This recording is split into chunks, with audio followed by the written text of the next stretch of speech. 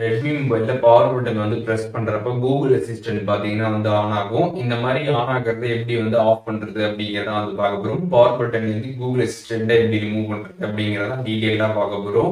பார்க்கறதுக்கு முன்பாக சேனலை சப்ஸ்கிரைப் பண்ணிக்கோங்க. பெல் ஐகானை கிளிக் பண்ணி ஆல் அப்படின்றத செட் பண்ணிடுங்க. வீடியோக்குள்ள போகலாம். ரெட்மி மொபைலில் இருக்கக்கூடிய செட்டிங்ஸ் ஆப் வந்து ஓப்பன் பண்ணிடுங்க. ஓப்பன் பண்ணிட்டு அதில் கீழே ஸ்க்ரால் பண்ணி வந்தீங்கன்னா அடிஷ்னல் செட்டிங்ஸ் அப்படின்னு ஒரு ஆப்ஷன் கொடுத்துருப்பாங்க. அந்த ஆப்ஷன் கிளிக் பண்ணதுமே பார்த்தீங்கன்னா இதில் வந்து கெஸ்டர் ஷார்ட்கட்ஸ் அப்படின்னு ஒரு ஆப்ஷன் இருக்கும். அந்த ஆப்ஷனை கிளிக் பண்ணிடுங்க.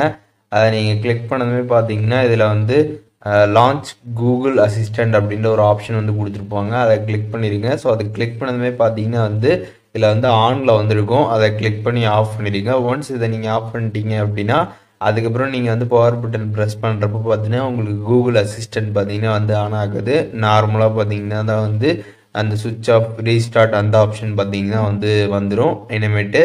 ஸோ அதனால் இந்த ஒரு ஆப்ஷன் பார்த்தீங்கன்னா வந்து ஆனில் இருக்கிறதுனால தான் பார்த்தீங்கன்னா நமக்கு வந்து கூகுள் அசிஸ்டன்ட் பார்த்தீங்கன்னா வந்து நம்மளோட பவர் பட்டன் ப்ரெஸ் பண்ணுறப்போ வந்து வருது. இதை ஆஃப் பண்ணிட்டோம்னா நமக்கு வந்து வராது. நீங்கள் செட்டிங்ஸில் போயிட்டு இந்த மாதிரி வந்து ஆஃப் பண்ணிக்கலாம். ரெட்மி மொபைலில் பவர் பட்டனை ப்ரெஸ் பண்ணுறது கூகுள் அசிஸ்டன்ட் வரதை எப்படி வந்து ஆஃப் பண்ணுறது அப்படிங்கிறத டீட்டெயிலாக தெரிஞ்சிருப்பீங்கன்னு நினைக்கிறேன். வீடியோ யூஸ்ஃபுல்லாக இருந்துச்சுன்னா லைக் பண்ணுறீங்க. எதாவது டவுட் இருந்துச்சுன்னா கண்டிப்பாக கமெண்ட்ஸில் மென்ஷன் பண்ணுங்கள். எல்லாருக்குமே ரிப்ளை பண்ணுறேன்.